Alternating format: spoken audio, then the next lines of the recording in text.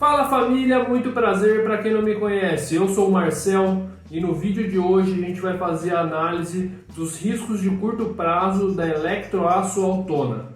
E se você é novo aqui no canal, não se esquece, aproveita agora, curte esse vídeo, segue o nosso canal e ativa as notificações. Assim você vai ficar por dentro de todas as novidades do canal e vai ajudar muito a gente a crescer. E então, continuando a análise da empresa, nos últimos vídeos a gente realizou a análise dos investimentos, realizamos análises do financiamento, dos resultados. Agora a gente precisa compreender quais são os riscos de curto prazo da empresa. E para isso a gente precisa analisar a parte circulante da empresa. A gente vai verificar o capital circulante líquido dela e vamos separar nas duas componentes, a componente de saldo de tesouraria e a componente operacional, que é a necessidade de investimento em giro. E também, como a gente já viu, a empresa tem apresentado um aumento do volume de atividades no último período. Então, a gente precisa realizar a análise do ciclo de caixa da empresa e verificar se ela não está ocorrendo nenhum descontrole. E por fim, a gente vai verificar como estão os indicadores de gestão de risco de curto prazo. Ver como que eles têm se comportado nos últimos anos e se a geração de caixa da empresa está prejudicada de alguma maneira ou se no futuro ela tem que ficar bem atenta a isso. E assim, vamos começar analisando o capital circulante líquido da empresa. Existem duas componentes importantes do CCL. A primeira é a componente financeira, que a gente vai medir o saldo em tesouraria da empresa.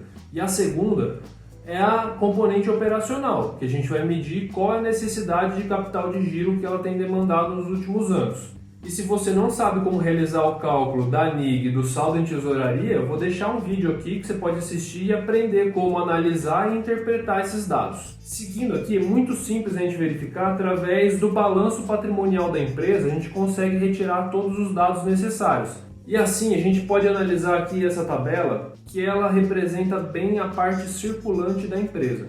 Como a gente pode observar, desde 2014, na parte do ativo circulante financeiro, a empresa tem dificuldade em manter um nível de caixa. A gente pode ver que em 2017 foi o ponto mais crítico.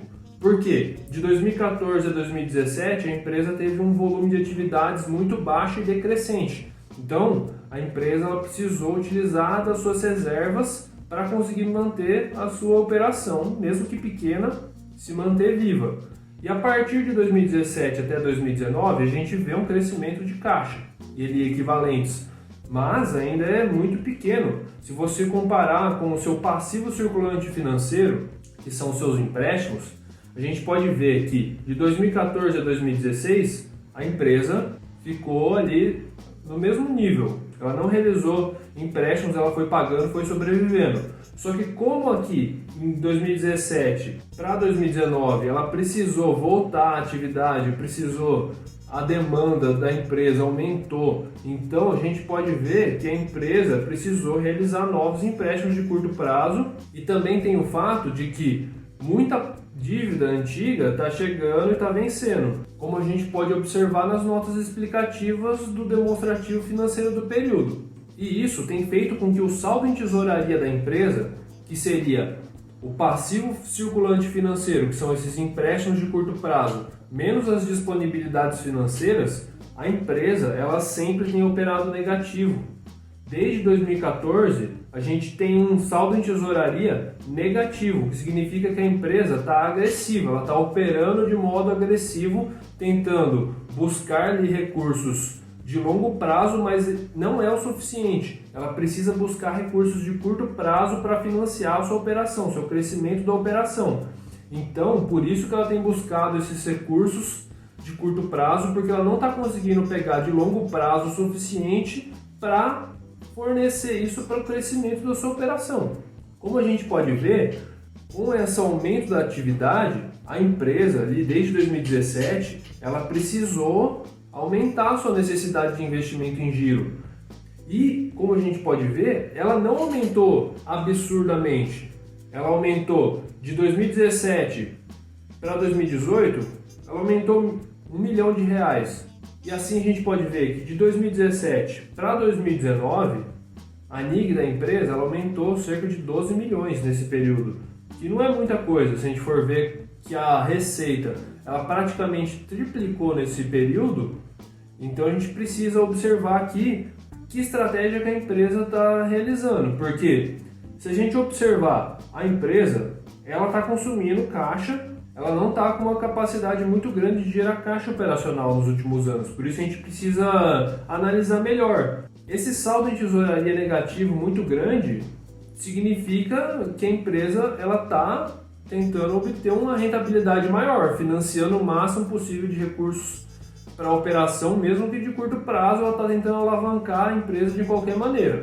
De certo modo, acaba saindo mais oneroso, os juros acabam sendo maior porque você pega um empréstimo de curto prazo e esses empréstimos têm um juros maior, então acaba piorando ali a sua estrutura de capital. A gente viu ali nos resultados que a quantidade de juros no resultado financeiro está cada vez maior, porque a gente pode ver exatamente aqui o passivo financeiro circulante aumentando muito nos últimos períodos. E se a gente analisar a empresa, o CCL dela sempre foi positivo de 2014 a 2016 e agora está próximo de zero, em 2019 está positivo novamente em 10 milhões. Mas isso não representa que a empresa ela tem capacidade extrema de liquidez. A gente pode verificar que como ela está com saldo em tesouraria negativo, isso acaba dificultando ali a liquidez dela. Ela precisa gerenciar muito bem o seu curto prazo para não ter nenhum problema de liquidez. Então, como a gente estava falando da NIG antes, que a NIG ela não aumentou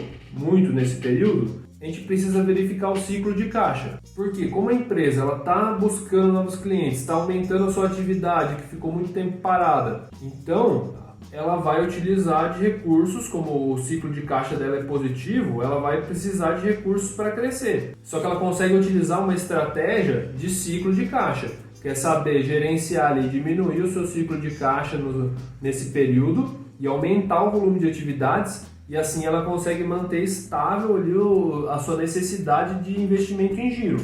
E a gente pode ver que nesse período aqui de 2017 até 2019, que a empresa aumentou o seu volume de atividades, ela conseguiu gerenciar muito bem o seu capital de giro, porque ela soube utilizar o seu ciclo de caixa.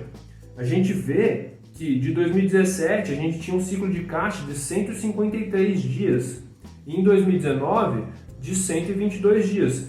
Então, o principal item ali que ajudou isso foi os estoques.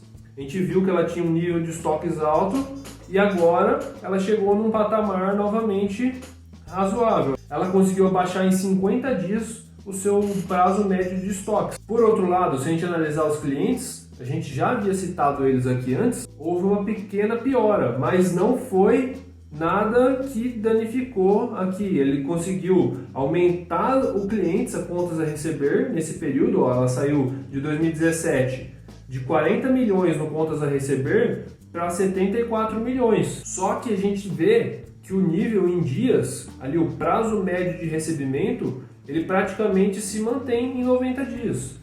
Então ela está conseguindo controlar. E se a gente analisar o prazo médio dos pagamentos, a gente vai perceber que a empresa ela teve uma certa piora nesse indicador. Mas não foi nada que afetasse muito. Ela conseguiu controlar o seu ciclo de caixa e essa foi a estratégia ideal até aqui, porque ela conseguiu equilibrar para que a sua necessidade de capital de giro não fosse tão grande. Porém, a gente vê que ela chega no final disso já. A partir de agora, a gente pode perceber que a empresa vai precisar aumentar os seus estoques, porque ela está aumentando o seu volume de atividades. Ela precisa de mais suprimento, tudo isso vai acarretar o quê? Um aumento do estoque, um aumento desse ciclo. Então, se a gente vê nos próximos períodos continuando aumentando a atividade, que nem a gente acredita que pode acontecer, porque como a gente já analisou, cada vez mais a gente vai ver países desenvolvidos buscando esses recursos que essa empresa tem a oferecer em países emergentes. A Autona, ela tem possibilidade de crescer mais, não tanto em seu espaço atual. Por quê? Porque a empresa é limitada ali a 1.200 toneladas mês. Então, ela pode ainda crescer um pouco, e se aumentar muito esse volume de atividades, a gente vai ver que esse prazo aqui vai subir e ela vai precisar de capital de giro. Esse aqui é um risco, ela já tem um saldo em tesouraria muito negativo, ela precisa muito da NIG agora, porque ela vai precisar aumentar seus estoques. E a gente tem que acompanhar se ela vai continuar recebendo e se o seu prazo médio de pagamento vai continuar baixando ou se ela vai subir. Provavelmente agora a gente vai ver um prazo médio de pagamento aumentar um pouco também. Porém, o prazo médio dos estoques possivelmente vai piorar. E aí pode ter uma piora ainda maior na necessidade de investimento em giro, que acarretaria na diminuição de geração de caixa. E então é isso. Se você assistiu esse vídeo até aqui, eu espero que você tenha gostado desse conteúdo. Deixe aí nos comentários se você gostou, se você tem alguma dúvida, se você quer acrescentar alguma coisa. Não esquece de dar um like nesse vídeo, seguir o nosso canal, se possível compartilhar com mais pessoas, porque isso vai ajudar muito a gente, ativar as notificações. Segue também o nosso Instagram, @valorfin_. Muito obrigado e até o próximo vídeo.